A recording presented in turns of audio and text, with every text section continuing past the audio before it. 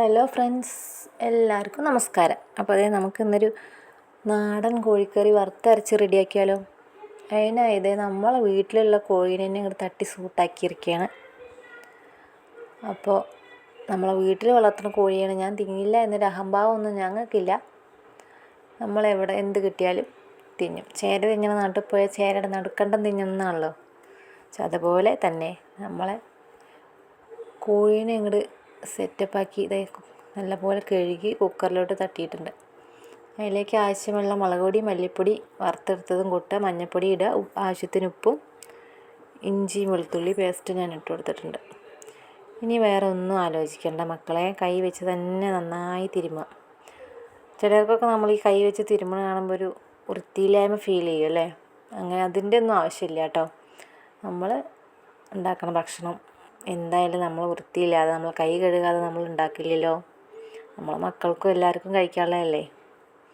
കൈ വെച്ച് തിരുമണ കണ്ടിട്ട് നമുക്ക് ഒരു അറപ്പും വെറുപ്പൊന്നും വിചാരിക്കേണ്ട ആവശ്യമില്ല.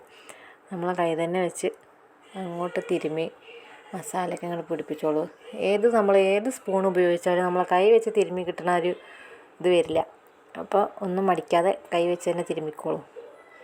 ആവശ്യത്തിനുള്ള വെള്ളം കുറച്ച് മുന്നിട്ട് നിൽക്കണേ, കാരണം നാടൻ കോഴി ആയതുകൊണ്ട് കുറച്ച് വേകാൻ അല്പം വെള്ളത്തിൻ്റെ ആവശ്യമുണ്ട്. ഈ കുക്കറിൽ വെച്ച് ഒരു 4 വിസിൽ അപ്പോഴേക്കും നമുക്കൊരു അരപ്പ് റെഡിയാക്കാം. തേങ്ങയൊക്കെ ഞാൻ ഓൾറെഡി ഇവിടെ വറുത്ത് വെച്ചിട്ടുണ്ട്. കുറച്ച് കുരുമുളക് ഇട്ടത് നല്ലപോലെ ആവശ്യത്തിന് വെള്ളം ഒഴിച്ച് മിക്സിയിലിട്ട് അരച്ചെടുക്കാം. അരപ്പ് റെഡി ആയിട്ടുണ്ട്. നമ്മൾ വെന്ത് വന്നു അപ്പോഴേക്കും കോഴി അതിലേക്ക് തട്ടി കൊടുക്കുക. അരപ്പ് നല്ലപോലെ തിളപ്പിച്ചെടുക്കുക. കറി കുറുകി വന്നാൽ നമ്മളെ കറി റെഡിയാണ്. ആവശ്യത്തിനുള്ള ചെറിയുള്ളി എണ്ണയെ മൂപ്പിച്ചിട്ട് ഇട്ട് കൊടുക്കുകയും കൂടി ചെയ്താൽ നമ്മൾ കോഴിക്കറിയുടെ സെറ്റായി കിട്ടും.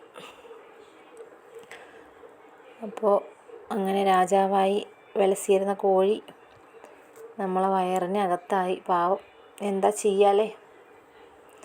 അപ്പോൾ കോഴിക്കറിയൊക്കെ റെഡി ആയിട്ടുണ്ട്.